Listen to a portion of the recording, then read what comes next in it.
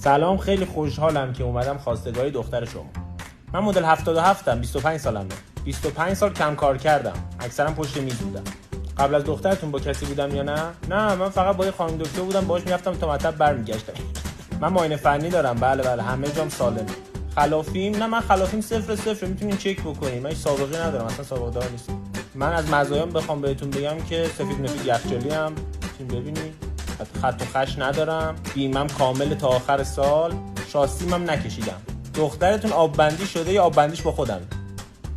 لحظه ببخشید جانم محمد. آقا اگه اجازه میدیم ما با دخترتون بریم تو اتاق یه دوری بزنیم، اگه خوششون اومد و خوشمون اومد همدیگه رو ورداریم. من 4 ستون بدنم سالمه، اصلا کفم آفتاب نیده. جهیزیه، سرویس چوب با شما، سرویس لاستیک هم با ما. شغلم ماشینه.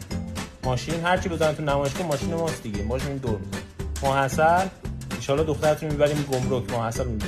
آقا مبارک باشه، مبارک باشه. محمد پسر، بودو 2 تا چای بیار واسه خانم، دهنش رو شیرین کن.